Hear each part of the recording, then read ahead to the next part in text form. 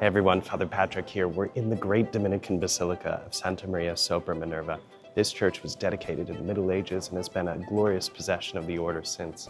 It is the burial place, you can see behind me, it's the burial place of the great Catherine of Siena, as well as the Dominican Beatus Fra Angelico.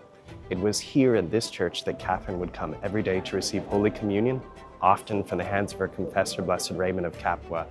This church has been the source, a powerhouse of prayer for the order, and today remains one of the most glorious churches in Rome.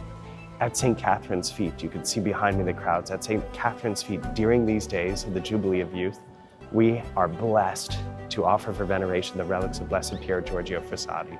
For this whole week, young people have been coming to pray, to offer their prayers in front of Blessed Pier Giorgio.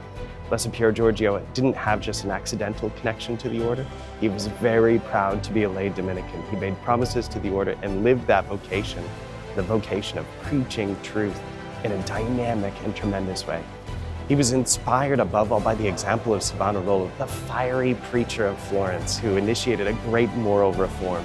Blessed Pier Giorgio himself had some of that spirit. His courageous witness to the Catholic faith in a difficult political moment in Italy is an example that should inspire us today. Moreover, he had a great love for the Virgin Mary. Blessed Pier Giorgio prayed the rosary often loudly, wherever he was, on the train, walking, during his visits to the poor with the St. Vincent de Paul Society. He loved the Virgin Mary and he loved the rosary. Famously, he had a big 15-decade rosary like the friars wear at our waists. This connection with Savonarola, this admiration of Savonarola, this love for the Virgin Mary, this is just a taste, a very small sample of Blessed Pier Giorgio's great devotion to the Dominican Order. What's more, I would add that Blessed Pier Giorgio, in his boldness and in his joy and in his compassion, is a great example of the spirit that St. Dominic gave to us. Blessed Pier Giorgio lived these virtues the way that St. Dominic himself did.